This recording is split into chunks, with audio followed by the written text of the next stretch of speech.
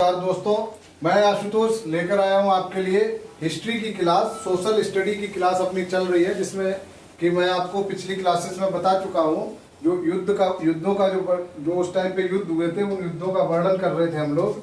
तो आज मैं आपको यहाँ बताने जा रहा हूँ जो कर्नाटक में युद्ध हुए थे, जिनको नाम दिया गया प्रथम कर्नाटक युद्ध, द्वितीय कर्नाटक युद्ध और तृतीय कर्नाटक युद्ध। ये टोटल 3 युद्ध हुए कर्नाटक में। तो ये किसके मध्य में हुए, किन किन के बीच में हुए? तो प्रथम कर्नाटक युद्ध जो हुआ था 1745 से 1748 ईस्वी में हुआ था। ये तीनों युद्ध जो है अंग्रेजों और फ्रेंच, जो अंग्रेज और फ्रेंच थे उनके मध्य में हुए थे। ठीक है, तो प्रथम कर्नाटक युद्ध में अंग्रेजों ने ये युद्ध जीता था और इस युद्ध को जीतने के बाद 1748 ईस्वी में जब एक्सला-शापल की संधि हुई थी, ऐसा भी सवाल आ जाता है एक्सला-शापल की संधि कब हुई, या फिर ऐसा सवाल आ जाता है कि एक्सला-शापल की संधि किनके मध्य में हुई।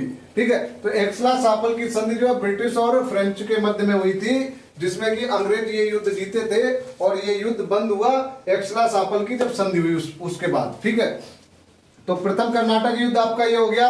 अब बात आती है द्वितीय कर्नाटक युद्ध 1749 से 1754 ईस्वी में हुआ था।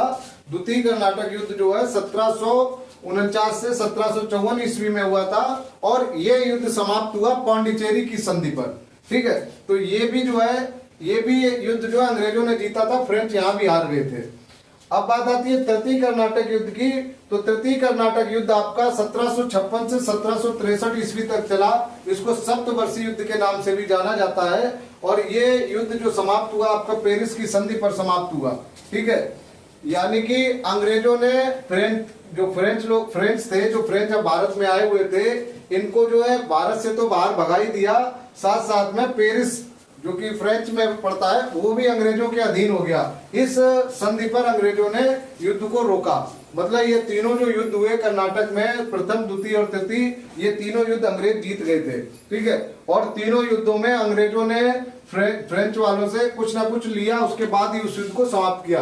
जैसे प्रथम कर्नाटक युद्ध में एक्सला-शापल की संधि हुई, द्वितीय में पांडिचेरी की संधि हुई। संधि से मतलब क्या है कि अंग्रेजों ने पांडिचेरी पर अपना अधिकार कर लिया और फ्रेंच वालों को वहां से हटा दिया।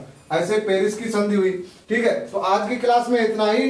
नेक्स्ट क्लास में मैं आपके लिए लेकर आ रहा हूं जो भारत में जनरल हुए, यानी कि जो अंग्रेज जब भारत पर शासन करने लगे और उस टाइम पे जो जनरल हुए या फिर गवर्नर जनरल हुए, वायसराय हुए, तो कुल 35 जनरल, गवर्नर जनरल और वायसराय मिला के कुल 35 लोग थे जो भारत पे जिन्होंने शासन किया।